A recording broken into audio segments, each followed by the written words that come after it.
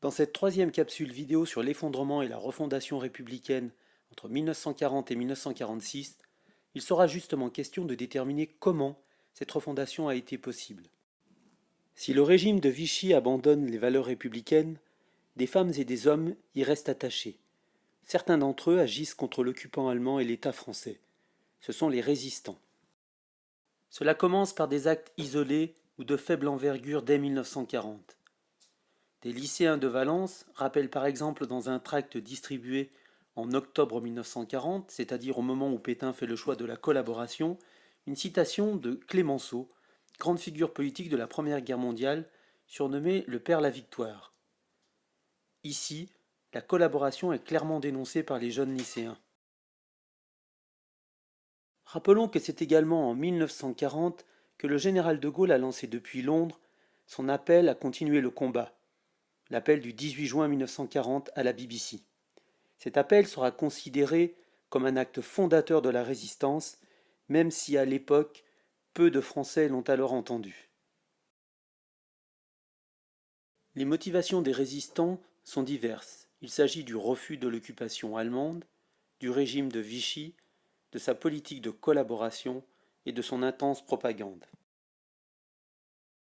Progressivement, la résistance se structure en réseaux et mouvements, comme Libération Sud ou Combat. Ils agissent par divers moyens. La presse clandestine, véritable contre-propagande, la distribution de tracts, l'incitation à la désobéissance, les coups de main ou attaques surprises contre l'occupant, les sabotages de lignes téléphoniques, de voies de communication, ou enfin le renseignement au profit des Alliés, dont ils reçoivent du matériel par parachutage et des informations par la radio de Londres. Résister, c'est accepter le danger, un danger omniprésent. La milice pourchasse les résistants, de même que l'occupant. Nombreux sont ceux qui sont exécutés. Pour tenter d'échapper au danger, dans les zones difficilement accessibles comme les massifs montagneux, se forment des maquis. Les conditions de vie y sont difficiles.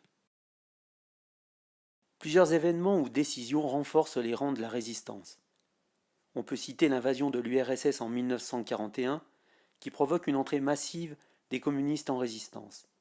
En 1942, l'invasion de la zone libre, puis en 1943 les premières défaites de l'Axe et l'instauration du STO, service du travail obligatoire en Allemagne, sont aussi des facteurs favorables au développement de la résistance.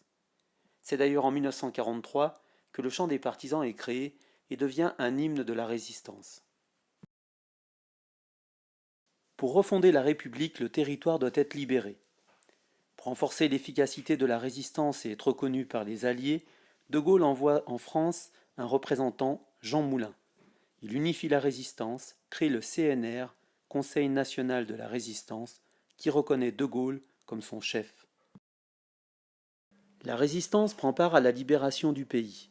Lors des débarquements de 1944 en Normandie et en Provence, les FFI, Forces françaises de l'intérieur, harcèlent l'ennemi et fournissent des renseignements. Les FFL, Forces françaises libres, et notamment les troupes de l'Empire colonial, débarquent aux côtés des Alliés. Les FFI se soulèvent et libèrent Paris en août 1944. Le gouvernement provisoire de la République dirigé par De Gaulle s'y installe. La refondation de la République peut alors débuter. Les valeurs de la République sont réaffirmées. Toute une série de mesures doit permettre de faire vivre ces valeurs. Les libertés supprimées par le régime de Vichy sont bien entendu rétablies. La création de la sécurité sociale rappelle la fraternité et la solidarité. Elle assure en effet la protection des travailleurs et de leurs familles. L'égalité est quant à elle incarnée par l'attribution du droit de vote aux femmes. Le suffrage devient réellement universel. Refonder la République, c'est aussi assurer la reconstruction. Des mesures comme les nationalisations doivent y contribuer. La libération est aussi marquée par les excès de l'épuration. Des scènes d'humiliation et des exécutions sommaires frappent ceux qui ont collaboré.